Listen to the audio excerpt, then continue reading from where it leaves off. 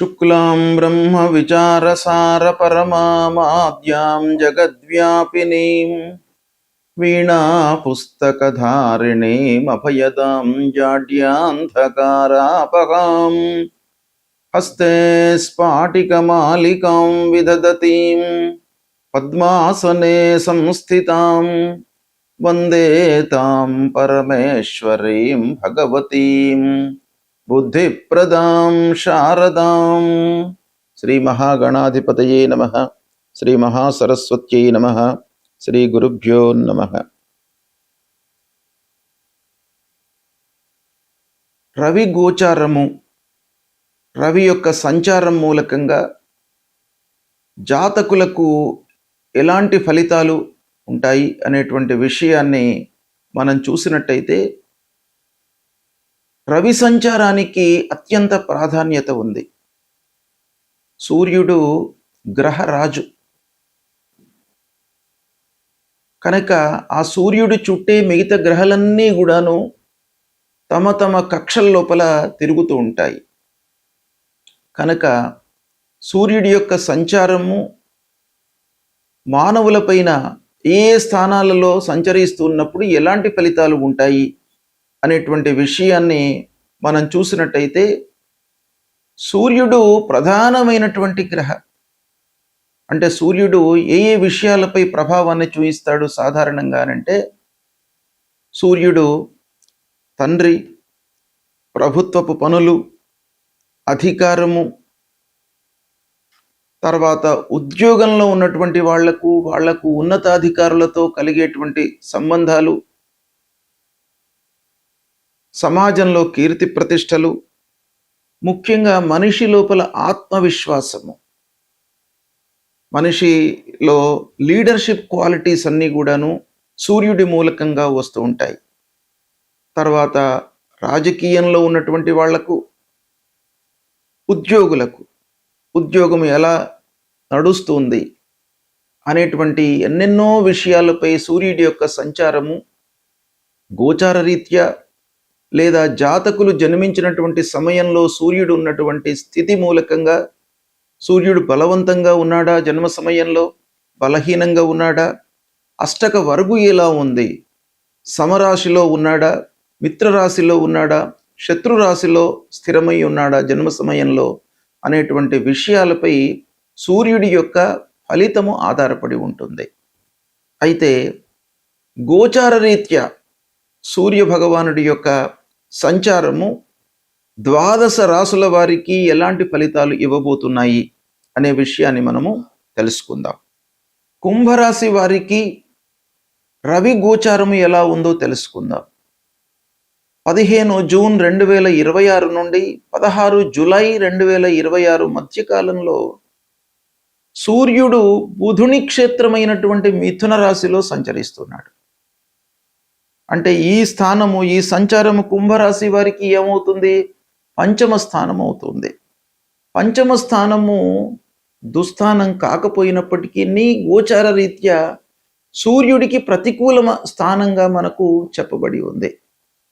అయితే పంచమ స్థానం గనక దుస్థానం కాదు కనుక ఈ సూర్యుడి యొక్క సంచారం మూలకంగా మీకు మిశ్రమ ఫలితాలు కలిగే అవకాశం ఉంది.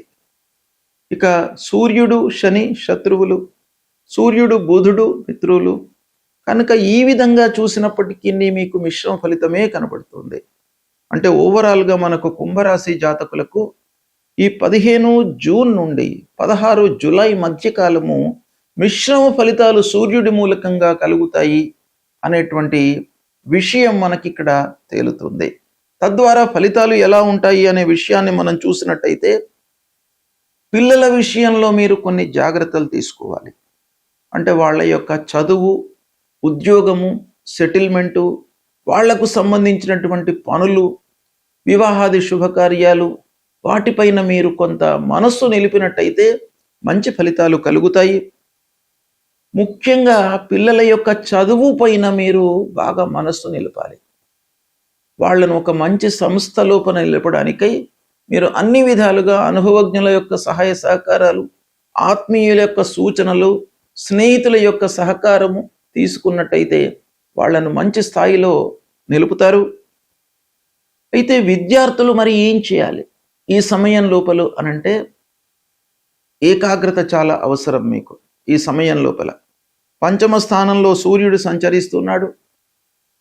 కుంభానికి అధిపతి శని, శత్రుత్వం ఉంది కనుక మీరు కొంత శ్రద్ధ వహించి ఎఫర్ట్స్ పెట్టి చేసినట్టయితే సూర్యుడి యొక్క అనుకూలత మూలకంగా మీకు చదువు వస్తుంది.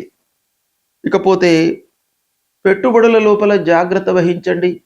ఏదో వస్తుంది పెట్టుబడి పెడితే అనేటువంటి ఒక అపోహలోకి వెళ్లకుండా మీరు జాగ్రత్తగా దాని గురించి ఆలోచించి పెట్టుబడులు పెట్టడం చాలా అవసరము. ఇక ఉద్యోగంలో ఉన్నటువంటి వాళ్ళు పనిపైన మనస్సు నిలపాలి, తద్వారా మీకు మంచి ఫలితాలు కలుగుతాయి.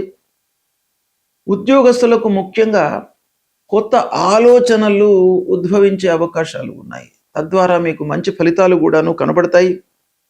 అధికారులు దృష్టిలో పడడానికి మీరు అన్ని విధాలుగా పనులపై మనస్సు నిలిపి చేయండి. ఇకపోతే వ్యాపారస్తులు ప్లానింగ్తో వ్యాపారం చేయడం చాలా మంచిది. ఒక రకంగా అతిలోకి వెళ్లకుండా, అంటే పెట్టుబడి విషయం కానివ్వండి, అతిగా లాభాలు రావాలి అనేటువంటి మనస్తత్వాన్ని కానీ ఈ సమయంలో మీరు ఉపయోగించకుండా కార్యక్రమాలు, అంటే మీరు చేస్తూ ఉన్నటువంటి క్రయ విక్రయాలపైన మనస్సు నిలపండి వ్యాపారస్తులు, తద్వారా మీకు కలిసి వస్తుంది. ఓవరాల్గా ఆదాయం స్థిరంగా ఉంటుంది.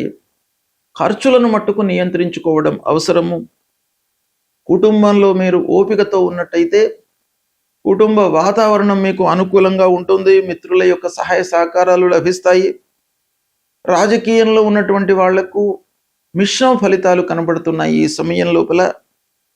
సాహిత్యము, సంగీతము, కళల లోపల ఉన్నటువంటి వాళ్లకు ఈ సమయం అనుకూలిస్తుంది. ఓవరాల్గా మనం చూసినట్టయితే మీరు కొంత సంయమనంతో ఓపికతో ఉన్నట్టయితే కుంభరాశి వారికి ఈ జూన్ 15 నుండి జూలై 17 మధ్యకాలంలో సూర్యుడి మూలకంగా మంచి ఫలితాలు ఉన్నాయి. కానీ మీరు ఓపిక అనేటువంటిది ఈ సమయంలో ప్రదర్శించినట్టయితే సత్ఫలితాలను పొందుతారు. సూర్యుడి యొక్క సంచారము ప్రతికూలంగా ఉన్నప్పుడు, అంటే సూర్యుడు జన్మస్థానము, ద్వితీయ స్థానము, అర్ధాష్టమ స్థానము అంటే 4వ స్థానము, పంచమ స్థానము, సప్తమ స్థానము, అష్టమ స్థానము, నవమ స్థానము, ద్వాదశ స్థానము, ఈ స్థానాలలో సంచరిస్తున్నప్పుడు మనకు గోచార రీత్యా ప్రతికూలమైనటువంటి ఫలితాలను ఇస్తాడు. కాబట్టి ఈ గోచారంలో, అంటే ఈ స్థానాలలో సంచరిస్తున్నప్పుడు మనము తప్పకుండా పరిహారాలు చేసుకోవాలి. అంటే పరిహారాలు చేసుకునే ముందు ఆ సూర్యుడి విషయమై, సూర్యుడి యొక్క సంచారం విషయమై మనము కూలంకషంగా తెలుసుకోవాలి. ఇప్పుడు గోచార రీత్యా ఎలాంటి స్థానాల్లో సంచరిస్తున్నాడు, జన్మ సమయంలో సూర్యుడు ఎలా ఉన్నాడు, బలవంతంగా ఉన్నాడా, బలహీనంగా ఉన్నాడా, మిత్రక్షేత్రంలో సంచరిస్తున్నాడా, శత్రుక్షేత్రంలో ఉన్నాడా, శుభ దృష్టి ఉంది ఆ సూర్యుడి పైన, లేదా అష్టక వర్గులో ఎన్ని పాయింట్స్తో ఉన్నాడు, ఇవన్నీ కూడాను కూలంకషంగా మనము చూసుకొని సూర్యుడికి సంబంధించినటువంటి పరిహారాలు చేసుకోవాలి. అయితే సూర్యుడికి యొక్క పరిహారాలలో ముఖ్యమైనటువంటి ఏంటంటే సూర్య నమస్కారాలు చేయడము. ఉదయాన్నే లేచి సూర్యుడికి 12 సార్లు నమస్కారాలు చేసుకోవడము, సూర్య భగవానుడికి అర్ఘ్యప్రదానం చేయడము.